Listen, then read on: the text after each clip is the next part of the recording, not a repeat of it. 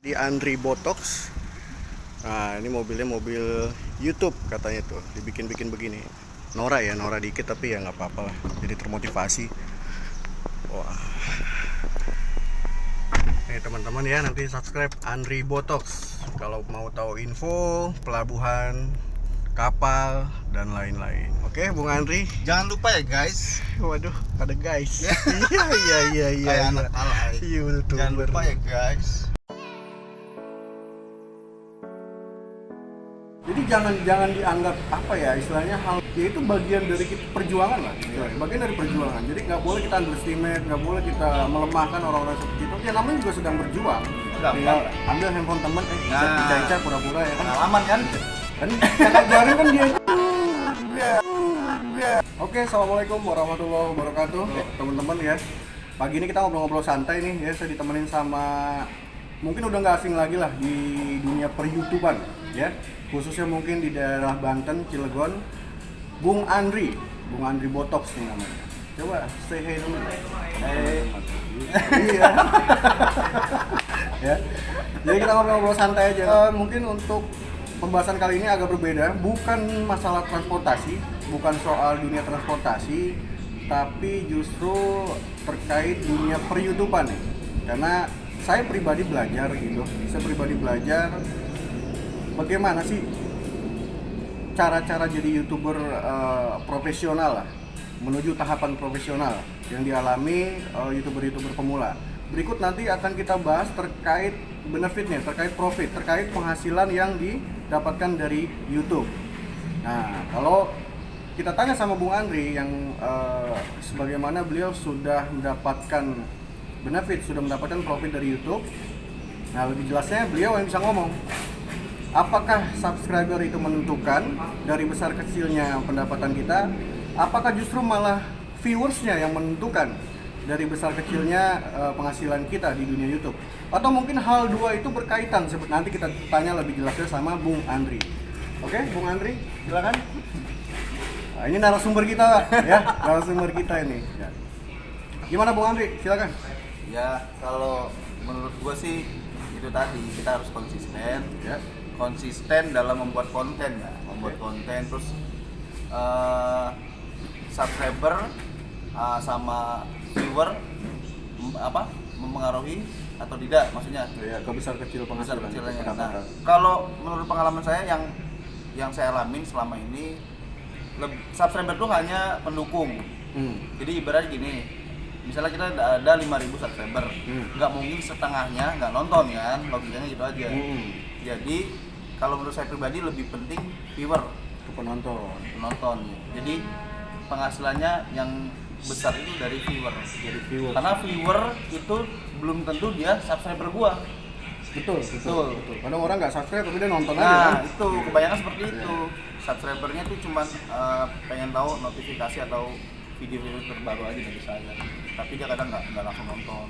Soalnya banyak yang beredar itu kan ya, kita juga tahu banyak yang bikin konten-konten begini nih. Ya ada yang bilang subscriber itu menentukan, ada yang bilang viewersnya justru malah menentukan. Atau sebenarnya dua hal itu berkaitan, ya kita nggak tahu kan begitu. Kadang gue juga pernah nemu bro, dia cuman subscribernya 1.000 apa berapa, dan dia cuman punya 2 video.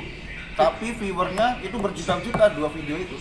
Subscribe 1.000, 2 video, Berjuta-juta dalam 2 video itu. berarti Jutaan viewernya. kontennya penting banget gitu. Nggak tahu, pokoknya 2 video itu jutaan aja. Dan itu dapat dari dong, YouTube, dapet AdSense dong. dapat. Kan dari jam tayang sudah tembus, ya subscriber tembus.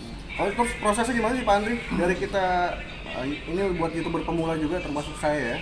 Kita ngupload nih video-video. Nanti tahapannya gimana tuh? Tindak lanjutnya gimana dari YouTube sendiri? Apa kita dapat email, apa dapat apa? Jadi misalnya buat pemula nih, kita harus cari dalam jangka 1 tahun atau 12 bulan tuh harus cari 1.000 subscriber sama 4.000 jam tayang. Nah, kalau kita sudah lolos itu, kita baru nanti daftar ke Google AdSense. Kita yang daftar? Iya, kita daftar ke Google AdSense. Ibarat kita ngelamar kerja, nah kita ngirim CV ya, nanti diterima atau tidaknya sama Google AdSense, nanti dapat email. Oh gitu. Jadi video kita dicek dulu sama Google AdSense, layak nggak nih videonya, ada kekerasan nggak, ada tindak asusila nggak gitu tuh. Klaim hak. Jadi nanti dilihat dulu, kalau misalnya diterima nanti kita baru dapat email dari Google AdSense. Jadi sifatnya kita yang ngajuin malah ya? Iya dong. AdSense ya? Kan kita ngelamar kerja. Terus ngajuin itu ada pemberitahuan nggak? Ini kamu udah harus ngajuin nih gitu-gitu dari dapat email nggak? Bagaimana? Kalau saya sih dulu enggak deh. Kita cerita pengalaman yang Pak Andri aja lah. Iya kalau dulu saya enggak deh. Enggak ya? Enggak, kita daftar. Karena Pak Andri ngerasa video saya udah banyak, penonton saya udah banyak, subscriber udah jam tayang udah tembus, majuin baru kita ke Google AdSense. Ada situ langkah-langkahnya. Langkah-langkahnya ada. Gampang lah ya. Gampang itu nggak nyampe seminggu langsung dapat email video Anda, selamat video Anda disetujui lah. Itu namanya apa? Monetize itu. Langsung kita di pengaturan video, setiap video kan ada gambar dolar tuh. Nanti tinggal kita monetize aja sendiri manual. Terus dari situ baru terhitung video-video kita dari awal tuh. Akumulasi udah dapet. Terus proses pencairannya gimana Pak? Proses pencairannya kan nanti kita daftar Google AdSense tuh, kita suruh ngirimin rekening, alamat segala macem. Nanti kalau sudah mencapai 1.300.000, apanya tuh? penghasilan. Kan minimal pembayaran penghasilan dari Google itu 1.300.000. Bila mana sudah 1.300.000. Nah, bila mana 1.300.000 itu nanti dapat secara langsung terkirim ke nomor rekening kita. Oh gitu. Jadi kalau misalnya bulan ini baru dapat 700.000. Berarti belum bisa dibayarkan dong. Iya, karena kan minimalnya 1.300.000. Iya. Nah, bila mana bulan depan itu belum dapat 1.300.000, cuman dapat misalnya kemarin 700, nah ini baru bulan sekarang dapatnya cuma 1.250.000, berarti kurang 50.000 dong, itu belum bisa dibayarkan. Oh gitu. Jadi tapi tetap akumulasi ya? Jadi nanti bulan kedepannya kalau emang udah dapat 1.400.000, atau 1.400.000, 1.900.000 itu masuk semua. Setelah dibayarkan, itu nanti nol lagi ya? Nol lagi, nanti dihitung per bulan apa, dihitung lagi. Jadi kayak begitu ya ternyata ya. Gampang-gampang susah nggak? Kalau menurut Pak Andri gimana? Kalau menurut saya sih ya enggak sih. Yang penting kita gimana caranya bikin konten, bikin video biar banyak orang yang nonton. Udah gitu aja. Kerjaan kita bikin video aja. Ya. Kita tuh dibayar cuma suruh bikin konten, bikin video, bikin entah video atau film lah.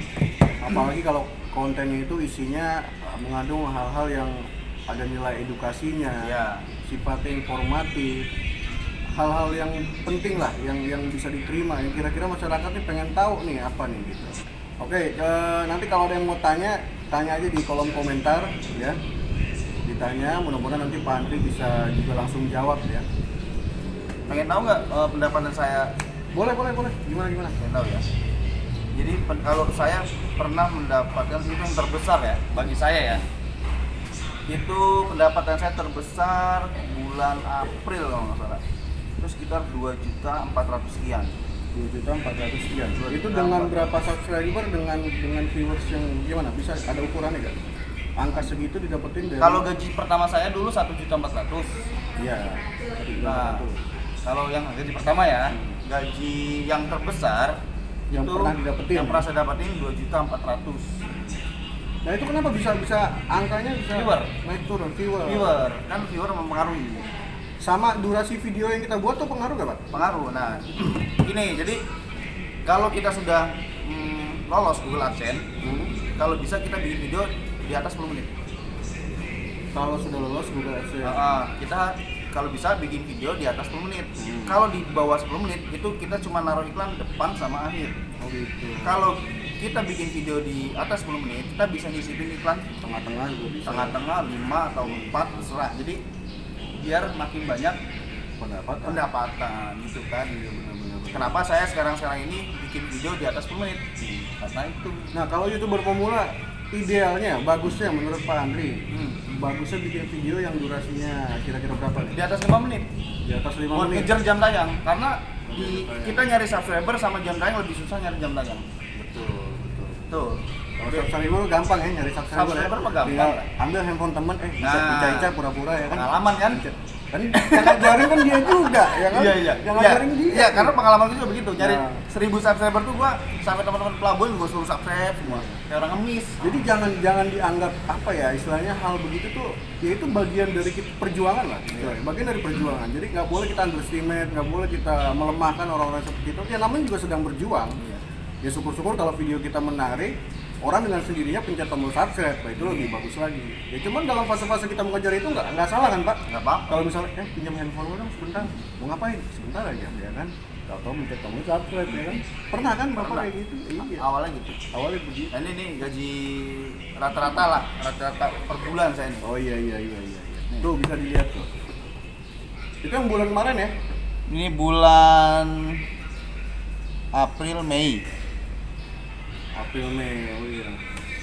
Ya ini cuman contoh ya teman-teman. Maksudnya kita paham bahwasanya ada istilah sky above sky. Jadi Mas Andri ngasih tahu begini bukan dalam konteks dia menyombongkan diri, Bukan. tapi untuk justru malah memotivasi kita. Kadang gini loh, ada kawan-kawan juga ya, dia pelit ngasih ilmu atau ngasih tahu Bukti. pendapatannya, bukti. Jadi hanya sekedar omongan doang, tapi nggak ada buktinya. Kalau saya ngasih tahu seperti ini bukan karena saya sombong, tapi saya pengen motivasi ke teman-teman. Saya bisa, kenapa teman-teman nggak bisa gitu.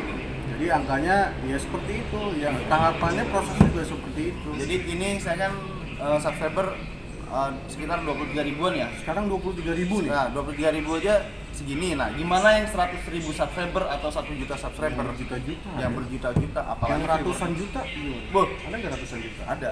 Kalau Atta Halilintar tuh maaf nih, Atta Halilintar berapa itu? Asia Tenggara dia berapa subscriber sih kemarin? 25 juta kalau nggak 25 juta ya. salah. Ya, itu mah nggak usah dipikirin lah. Oh iya, jangan nanti stres kita Pusing ya. nih. Kalau hidup selalu ngeliat ke atas tuh Iya, pusing nanti. makanya. Ya teman saya ada namanya, ya nggak usah disebutin lah. Dia ngeliatnya ke atas mulu kan, akhirnya jadi gila, Iya. jadi stres. Makanya kita bersyukur dengan kita yang masih subscribernya minim, jangan berkecil hati. Jangan. Terus kembangkan, Orang- berusaha. ya. Ya udah minta aja, subscribe gue dong, subscribe gue Ya dong. enggak, Gitu sekarang aja. gini bro, gua aja kan ngelihatnya gini, orang aja bisa kenapa gua nggak bisa? Iya, sama-sama makan Iya. apa beras. Gua juga kan dulu subscriber sama dari 0, 10, 20, 30, 100. Iya betul. Ya, jadi itu teman-teman ya, nanti kalau ada yang mau tanya silakan komentar di kolom komentar apa nih kira-kira yang mau ditanyain khususnya buat YouTuber pemula lah sama kayak saya begini nih. Dan sekali masih lagi muda. gini bro, jadi gua di sini maaf bukan sombong atau bukan pengen pamer, tapi pengen ngasih motivasi buat teman-teman. Iya benar, makanya Jadi tadi sekali saya lagi jelasin. mohon maaf. Nggak ada unsur gimana bagaimana karena kita semua tahu semua dalam tahapan proses mengejar sesuatu. Pak Andri pun nggak puas dengan angka segini, pasti dia akan terus pengen lebih ya, semua juga Yang sama. penting kita harus ada ide-ide. Nah. Besok harus bikin apa, besok harus seperti apa gitu. Betul. Yang penting jangan mati ide ya. Nah, jadi biar subscriber kita juga nggak boring gitu. Ya, apa aja pokoknya ya. Iya. Mau itu konten binatang, kucing, semuanya di upload aja ya. Tapi kalau bisa konsisten ya bro ya. Maksudnya Konsisten. konten itu Iya. satu bidang aja gitu. Karena lo kan sekarang lagi nyari jati diri lah, Iya, ibarat lagi orang ngejar, mah. lagi lagi ngejar. ngejar lah. Jadi masih kayak gua dulu, kayak Ngejar gitu yang sama. lain. Pokoknya apa yang gue lakuin sekarang lu ngalamin kan? Ngalamin sama. Jadi saya juga sebenarnya dalam ber-YouTube ini nggak jauh-jauh dari ya saran-saran kritik masukannya Pak Andri gitu yang udah lebih lama duluan terjun. Karena 22.000 subscriber tentang dunia pelabuhan. Jadi kalau teman-teman mau lihat info-info terkini terupdate dunia pelabuhan, kapal dan lain sebagainya, nih Pak Andri Botox. Cuman karena subscriber udah terlalu banyak, subscribe saya dulu, gitu kan. Jadi Pak Andri, ya dia luar biasa lah pokoknya. Ada teman saya satu lagi juga dia lagi kalau dia sudah banyak ya kalau menurut saya ya subscriber udah banyak. Nggak salah juga lah teman-teman nanti cari Farid JP, spellingnya FARID JP channelnya N-nya 1 ya, belum dikoreksi tuh harus channel kan 2, ini N-nya 1 ya. Oke teman-teman, jadi itu aja mungkin singkat video pagi ini ya, bukan seputar dunia transportasi tapi justru kita berbicara terkait perkembangan di dunia YouTube. Karena sampai sekarang kita semua tahu Pak ya, orang dibanding nonton TV sekarang lebih banyak nonton YouTube. Orang anak gua aja nontonnya YouTube sekarang. Anak kecil aja pada nonton YouTube. Jadi kebanyakan malah TV kalau dinyalain TV malah nonton kita. Ibarat Bukan gini, lihat YouTube. iya ibarat gini loh. Sekarang YouTube itu bisa menjadi ladang ya apa? Iya pendapatan lah, penghasilan lah. atau mengurangi pengangguran di Indonesia. Betul, jadi berkarya terus yang penting. Oke, guys, semoga ada yang bisa diambil dari omongan kita. Selamat siang. Siang guys, aduh telat.